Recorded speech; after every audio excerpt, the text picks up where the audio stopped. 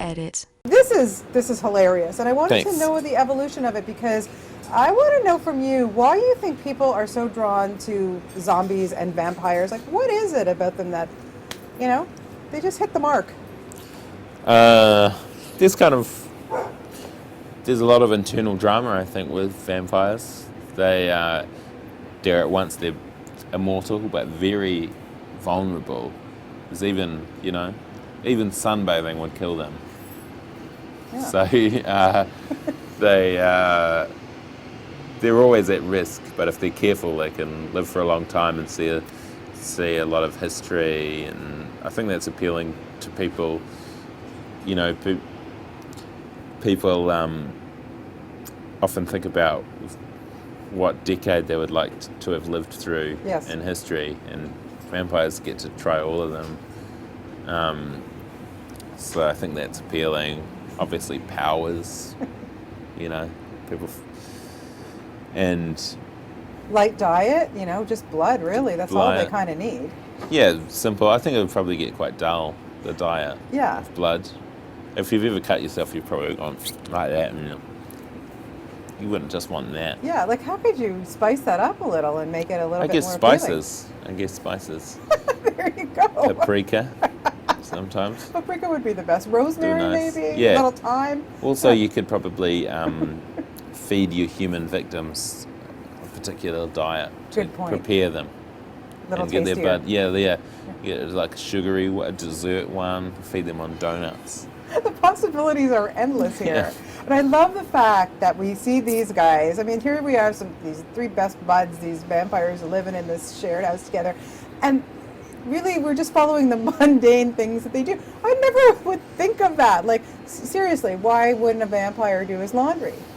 Why wouldn't he clean the dishes? Well, there'd be a lot of blood, they're always dressed impeccably, and right. They can't see themselves. How do they do it? Do they go to the dry cleaner? How do they keep clean? Yeah. Yeah. Like, who bakes their meals for them other than the blood? But, they don't have meals, so that's okay. So it all works out pretty well, Getting into clubs, like when they go out at night. Yeah. Like, is this these are really important things. Yeah, and some vampire movies don't deal with it. They'll just have the vampire turning up in the club and like, how did that happen? If they have to be invited in. Right, and those vampires. I'm talking to Fright Night, the original. He turns up at the nightclub, but it's established that he needs to be invited in other places. Does he know someone? Does he know management? Did he get a letter? Yeah. We don't know. He's just just fascinating. there. You could keep going with this concept. There's no question. And also, when you think back at movies like Twilight, like what is with the vampires and the smoldering looks? Like that's. I don't get that. Yeah, the kind of we address it. Yeah. We address it. We say that when you become a vampire, you become sexy, which does happen in movies where they're just kind of more normal at least, and then they'll just suddenly be wearing eyeliner. Yeah. Is what happens. They instantly, go into this sort of spasm, and then when they come out of it, they're wearing eyeliner. It's incredibly interesting thing to think about. You shot, from what I understand, over 150 hours? Something like that, yeah. That's crazy, because this is not even 86 almost minutes. a 90-minute movie. Yeah. What are we going to do with all the rest of that stuff you shot? You don't have to watch it. We went through it and hopefully chose the best bit so you wouldn't have to watch it all. Like, can we get a mini-series or something out of it? Not enough happens. There's a lot of arguing about dishes. So you don't need to see all of that. How does the co-writing, co-directing thing work for you? Well, that's how I like to work, to collaborate with people. Yeah.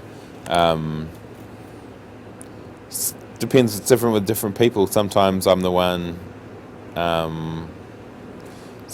you get into a partnership where one mostly suggests the idea and one mostly chooses from those ideas, and some partnerships I'm that person, and other partnerships I'm the one suggesting the ideas, and it's different with different people. Yeah, no, I'm sure. Well, obviously, I mean, Flight of the Conchords, you and Brett, I mean, you guys got it down to a science, and there's no question about that. So how did it work differently with Brett as it would work with Taika, for example? Well, with Brett, he's always the one saying, no, not that, and I'll try another one.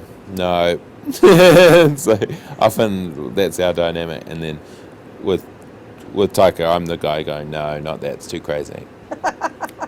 You're just taking it too far. Yeah. How do you know when you... I'd like to... They've worked together too, so I would like to see what had happened when they... Yeah, that would be really great. Yeah. Yeah. How do you know when you cross the line? Like, you know, is there anything that you just...